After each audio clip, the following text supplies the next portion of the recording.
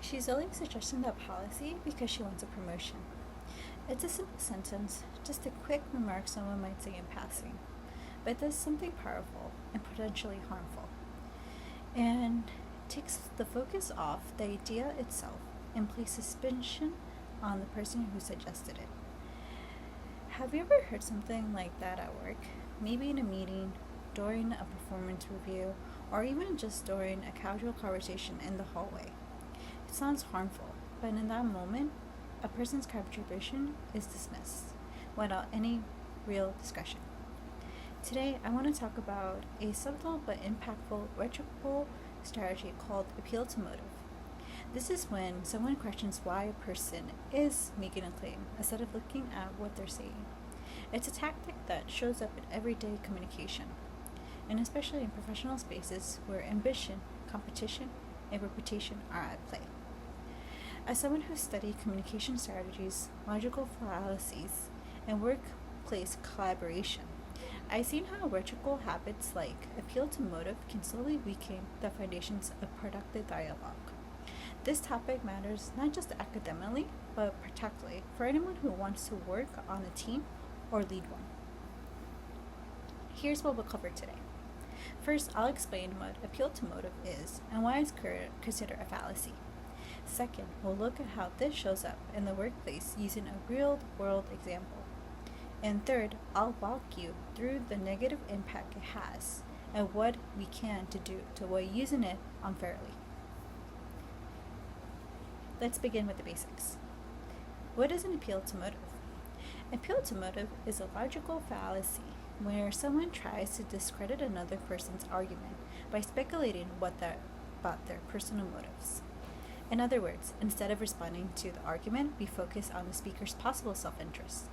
For example, he only supports that policy because it helps him look good. She's just saying that to get attention. They only brought that up because they want credit.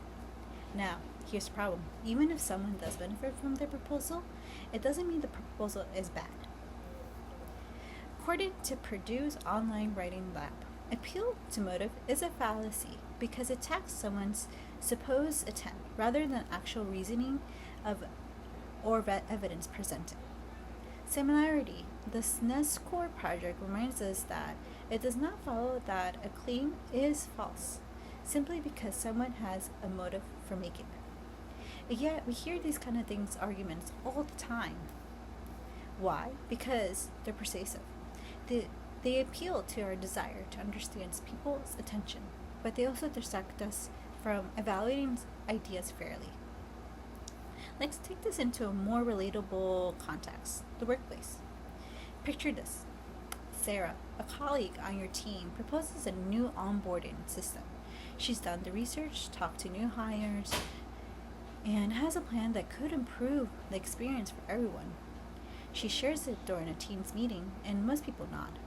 But then someone leans over and says quietly, she's only suggesting that because she wants to get noticed by leadership. And just like that, the focus shifts. Not whether to Sarah's idea is effective, but to why she brought it up. It becomes about her ambition, not the actual plan. And this happens all the time. A 2021 article in Harvard's Business Review warns that when people begin questioning on others' motives, psychology safety begins to erode.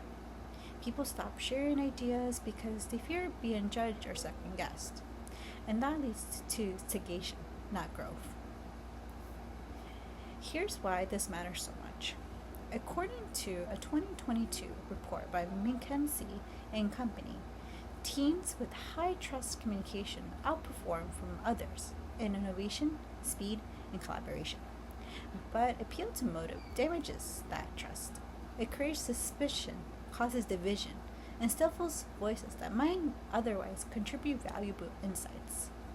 Communication expert Deborah Tanning also writes that when conversations are driven by assumptions about people's intention, we stop solving problems and start engaging in power struggles. So what can we do instead? We can start by focusing on the idea first. Instead of jumping to assumptions, ask, what is the merit of this proposal? Does this solve the problem at hand? Do we have the evidence to work that it works? By shifting from suspicion to substance, we create a space for real collaboration and we reduce unnecessary tension. Let's take a moment to summarize. Today we explored the rhetorical fallacy known as appeal to motive, how it distracts from real discussion by focusing on a person's intent rather than their argument. We looked at how it shows up in the workplace, like when someone assumes a suggestion was made only for self-gain. And we examined the damage this tactic can cause to trust, participation, and innovation. So, the next time you hear someone say, they really said that to look good, pause. Ask yourself, does that actually affect what the idea has value? When we make a conscious choice to engage with idea, not assumptions, we help build stronger, more respectful teams. And that's something that every workplace can benefit from.